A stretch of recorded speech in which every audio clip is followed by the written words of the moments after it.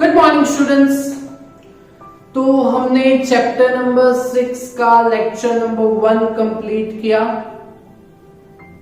उसमें हमने पहले स्टडी किया था magnetic flux. It was phi is equal to vector B dot vector A, that is B A cos theta. B is magnetic field, A is area, and theta is the angle between magnetic field and area vector. उसका unit tesla into meter square, that is weber describe किया था, denote किया हुआ था। Okay, उसके बाद हमने electromagnetic induction का फिनोमेनन देखा था। Electromagnetic induction, that is induce of current, electric current by change in magnetic flux, change in magnetic field, that is called electromagnetic induction, induction of electric current by change in magnetic field और magnetic flux. बराबर है? Okay. और वो कैसे किया था? तो उसके 3 एक्सपेरिमेंट थे, Faraday's and Henrys experiment of electromagnetic induction. बराबर है? ओके। तो यहां पे उस फिनोमेनन के base that is 6.1, 6.2 and 6.3 topic हमारा कंप्लीट हो गया था। 6.3 वाज मैग्नेटिक फ्लक्स। बराबर है?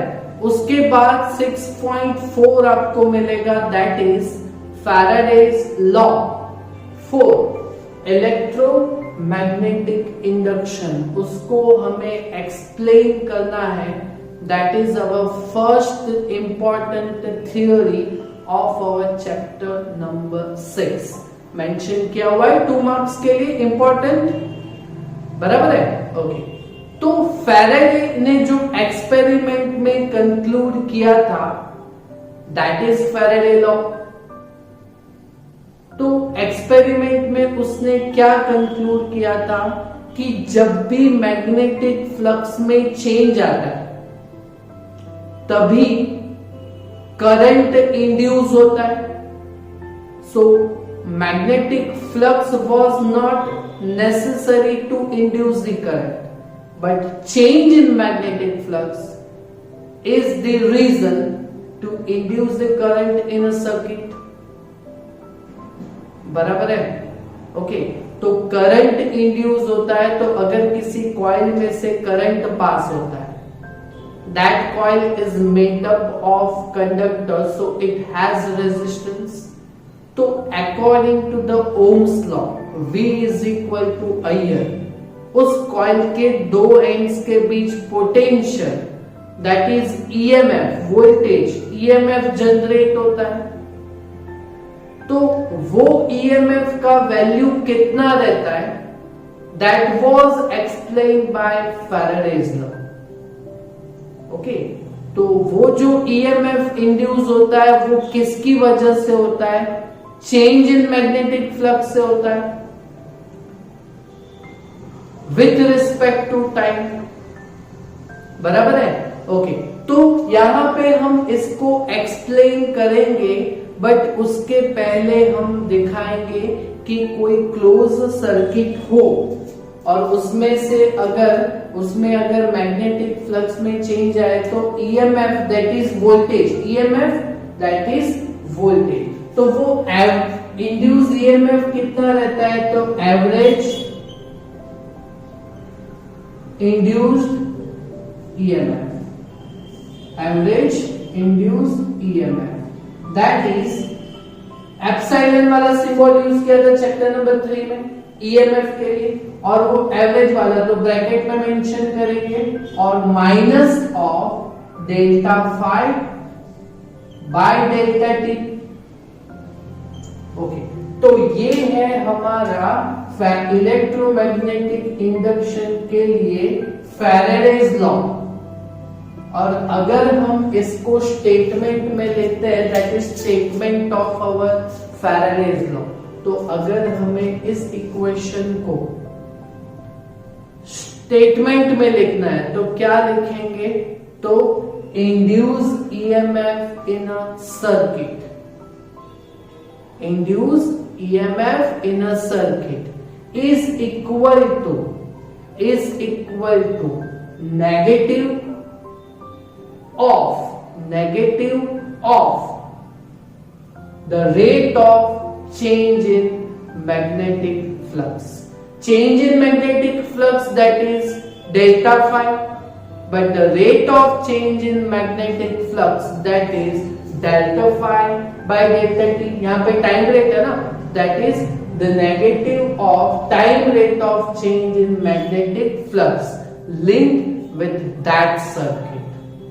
अगर आप टेक्स्ट में देखोगे तो पीछे के पेज पे 6.4 is on the middle of right page, और पेज टर्न करोगे तो आपको फैराडेज लॉ मैग्नीट्यूड में मिलेगा, इसका वजह माइनस नहीं है वहां पे, बराबर है, ओके, बट इक्वेशन में है, बट उसके जो स्टेटमेंट में है वो नहीं किया, फिर भी हम वहां पे मैग्नीट्यूड यूज किया हुआ, तो मैग्नीट्यूड लेंगे तो minus becomes plus, that is why हम स्टेटमेंट में भी माइनस तो लेंगे, ओके, तो EMF induce in a circuit is equal to the negative of the time rate of change in magnetic flux, the time rate of change in magnetic flux linked with that circuit, बराबर है, right, okay, that is our Faraday's law. अगर यहां तक आप करोगे तो आपको 1 mark का कंसिडर किया जाएगा, बट हमें यहां से एक्सप्लेन भी करना है, ये स्टेटमेंट उसका हो गया, ओके, तो हमें एक्सप्लेन करना है, तो अब हम इसके बाद क्या करेंगे, तो according to the 11th standard ये एवरेज है ना, तो यहां से हम इंस्टेंटेनियस इंड्यूस ईएमएफ करेंगे, तो इंस्टेंटेनियस में क्या लेते हैं हम, limit delta t tends to 0 लेते हैं स्मॉल टाइम इंटरवल के लिए, ओके, तो एक स्टेप में हम जाएंगे for small time interval,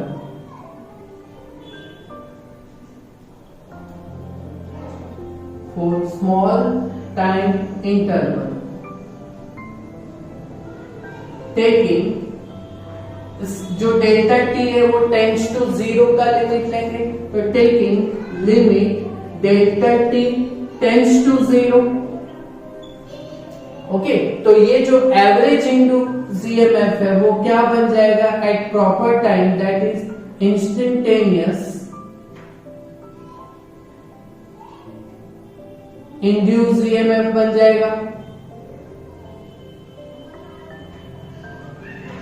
that is E is equal to minus of delta will become differentiation, that is d phi by dt, okay, समझ में आया ना ये, ओके, तो ये हो गया फ्लक्स का डिफरेंशिएशन अगर आप करते हो with respect to t, that will give you the magnitude of EMF, बराबर है, और यहां पे ये जो नेगेटिव साइन है ना, that indicates you the direction of induce current, जो सर्किट में करंट इंड्यूस होता है उसका डायरेक्शन क्लॉकवाइज रहता है या एंटी क्लॉकवाइज होता है, तो वो जो है वो लेंज लॉ से होता है, तो वो लेंज लॉ इलस्ट्रेशन नंबर 1, 2 और 3 के बाद में, बट यहाँ पे थियरी के लिए, तो ये जो negative sign indicates you the direction of elect induce current in a circuit, तो ये एक मेंशन कर देंगे, ओके, तो where negative sign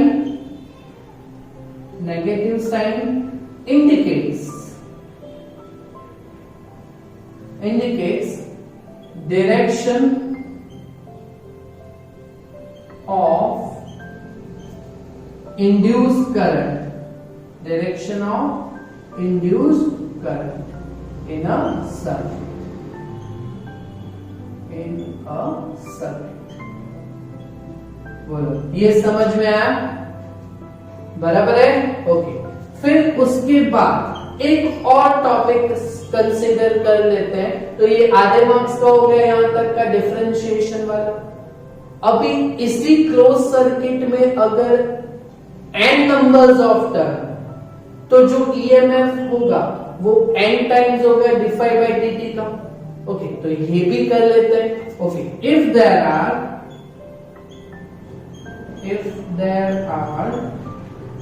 capital N numbers of turns in a circuit,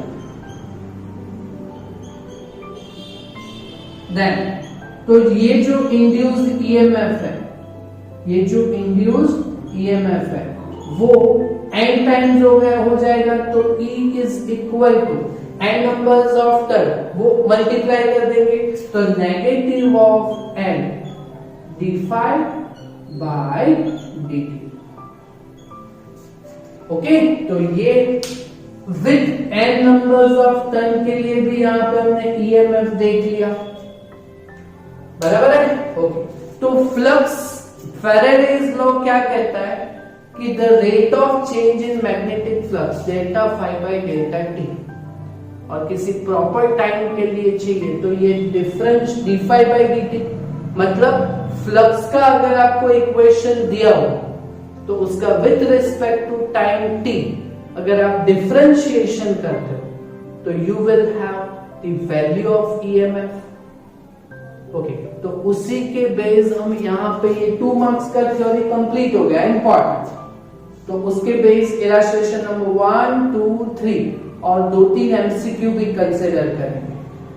okay, चलो, तो यहां पे if magnetic flux linked with a conductor, flux का वैल्यू दिया गया हुआ है वेबर में with respect to time T, तो आपको क्या फाइंड करना है? Find induced EMF at proper time t is equal to 2 second. Okay, तो हम इंड्यूस्ड ईएमएफ का इक्वेशन, फ्लक्स दिया हुआ है ना, ओके, तो इंड्यूस्ड ईएमएफ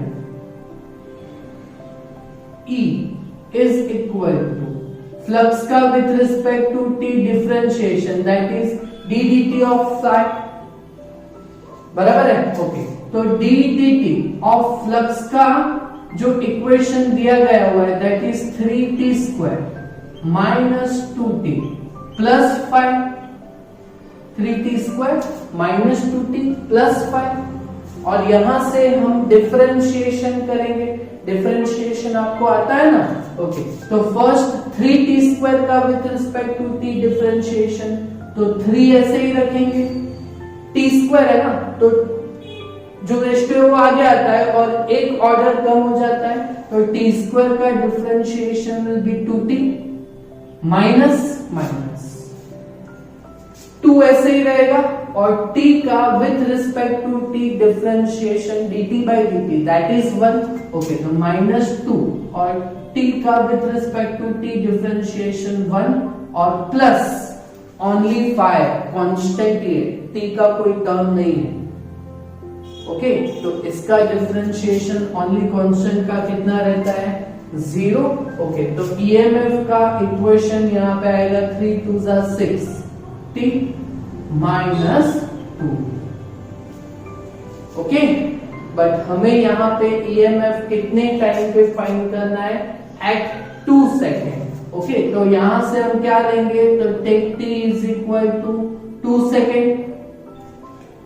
ओके, तो EMF E is equal to 6 into 2 minus 2, तो 6 2 12, 12 माइनस 2 दैट इज 10, तो E इज इक्वल टू 10 और EMF दैट इज वोल्टेज, और वोल्टेज का unit you know very well, volt. So that is EMF induced in a circuit. Clear? Okay, so इसके base, Faraday law के base हमारे पास 3 numerical है, that is illustration number 1, 2 and 3। तो ये 3 numericals करेंगे हम, बराबर है। ओके, तो ये 3 न्यूमेरिकल में पहला इलस्ट्रेशन नंबर 1 ये फैराडेज लॉ के बेस है। आंसर इन शॉर्ट जो 2 क्वेश्चंस है उनके आंसर ही देने, थ्योरेटिकल है। ओके, तो फैराडेज लॉ में हमने सेकेंड फैराडेज लॉ जो देखा था दैट इज डायग्राम 6.2 ये था, उसमें answer the following questions for Faraday's experiment. एक कॉइल है C1, उसके साथ गैल्वेनोमीटर है। ओके, एक बैटरी है which is connected with a coil C2 और इसमें हमने इंड्यूस करंट किया था। कैसे किया था? तो कॉइल C2 को अगर आप टुवर्ड्स C1 मूव करें तो मैग्नेटिक फ्लक्स में चेंज आता है, तो galvanometer shows you the deflection that proves that current is induced in a coil C1। Okay, तो क्वेश्चन ए क्या है? बहुत इजी है। What would you do to obtain large deflection of galvanometer? अगर इस गैल्वेनोमीटर में आपको लार्ज डिफ्लेक्शन चाहिए तो आप क्या करोगे? तो पहला ऑप्शन C2 को रैपिडली मूव कर दो C1 टुवर्ड्स C1, तो मैग्नेटिक फ्लक्स में सडन इंक्रीज आ जाएगा, तो करंट जो इंड्यूस होगा वो maximum. So galvanometer shows you large deflection. So first option by rapid move of coil C2 towards coil C1, बराबर है। दूसरा हम क्या कर सकते हैं?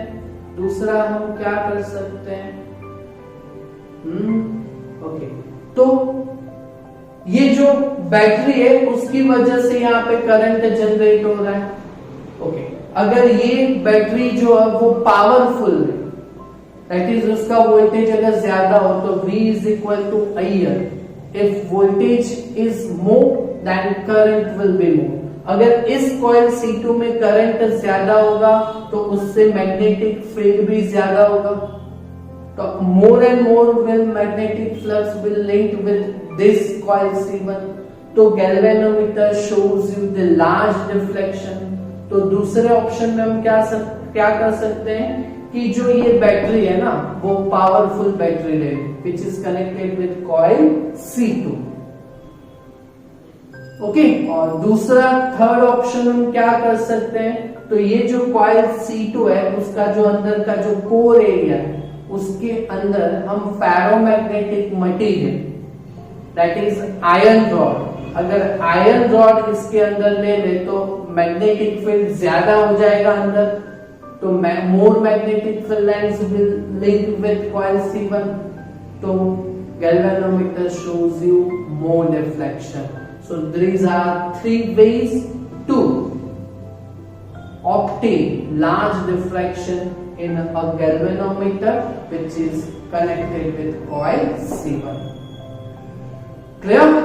Similarly, the last point, what would you do to demonstrate the presence of induced current in absence of galvanometer? अगर आपको presence of induced current चाहिए, वो दिख तो नहीं रहता, वो देखा नहीं जा सकता, तो अगर आपके पास गैल्वेनोमीटर नहीं हो तो आप वो करंट कैसे आप जान सकते हो? तो हम क्या करेंगे? तो ये जो गैल्वेनोमीटर है वो उसका जो अगर एब्सेंस होगा तो when galvanometer is replaced by a torch, small bulb, अगर इस गैल्वेनोमीटर के साथ अगर हम स्मॉल बल्ब ले लेते हैं, ओके, और अगर हम इसके मैग्नेटिक फ्लक्स में चेंज लाते हैं तो ये इसमें अगर करंट इंड्यूस होगा तो ये बल्ब ग्लो करेगा, तो हम चेक कर सकते हैं ना the presence of induce current. अगर बल्ब ग्लो होगा तो करंट इंड्यूस होगा, तो प्रेजेंस चेक हो जाएगी। ओके, तो what would you demonstrate to presence of induce current in absence of galvanometer? तो we replace galvanometer by a small bulb. So whenever current induced, it glows. Whenever current induced, bulb will glow. Okay, which proves the presence of induced current in a coil. तो ये दो simple questions थे. तो ये based on theoretical और जो हमने Faraday's experiment में देखा था, समझा था, उसी के बेस है. ओके, और ये Faraday's law for electromagnetic induction आपको आना ही चाहिए. बराबर है. तो नेक्स्ट सेशन में हम दो numerical, that is illustration 2 and illustration number 3, उसको हम सॉल्व करेंगे. ओके, और ये थ्योरी आप बराबर से एकदम राइट वे से याद रख लीजिएगा. Okay, thank you very much.